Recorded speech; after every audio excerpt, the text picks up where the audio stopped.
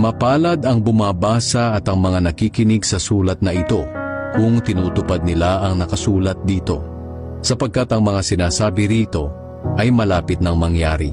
Magsipaghanda kayo. Darating si Jesus na nasa mga ulap.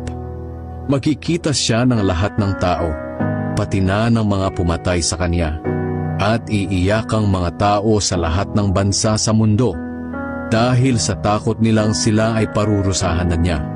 Totoo ito, at talagang mangyayari. Ang Panginoong Diyos ang makapangyarihan sa lahat. Kung ano siya noon, ganoon din siya ngayon, at maging sa hinaharap. Kaya sinabi niya, "Ako ang Alpha at ang Omega."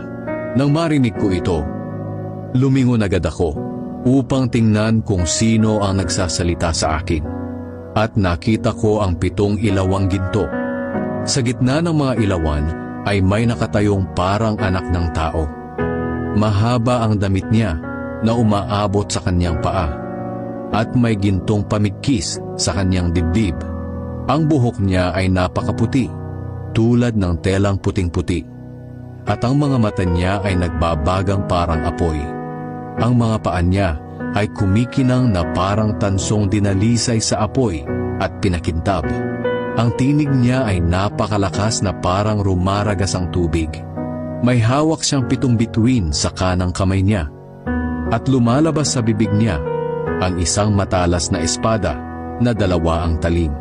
Ang mukha niya ay nakakasilaw, tulad ng araw sa katanghaliang tapat. Ako'y buhay magpakailanman.